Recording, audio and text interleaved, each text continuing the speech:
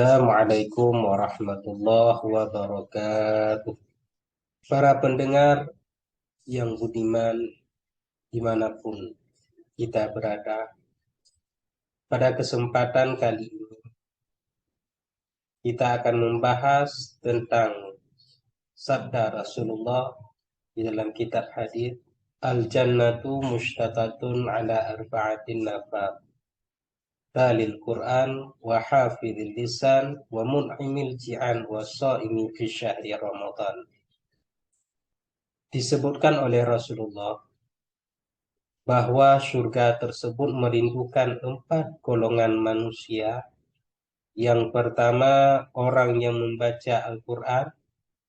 Yang kedua, orang yang menjaga lidahnya.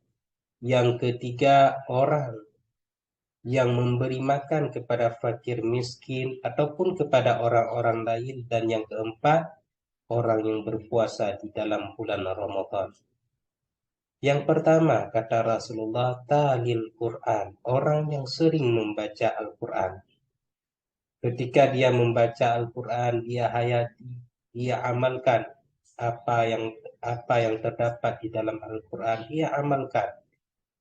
Apa isi kandungannya, apa hikmah ayat tersebut, dia amalkan ketika dia membaca Al-Quran.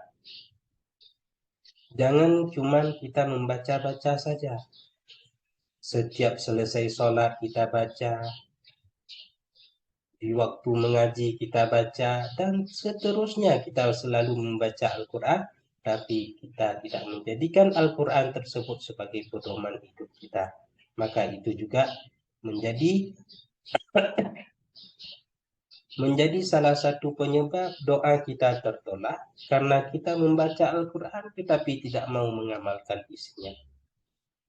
Sebagaimana Abu Laits Al-Askandiri mengatakan, Qara'atal Quran walam ta'malu bih. Kamu membaca Al-Quran tetapi tidak mau mengamalkan isinya. Berarti ketika kita membaca, seterusnya, kita harus mengamalkan isi di dalam Al-Quran tersebut.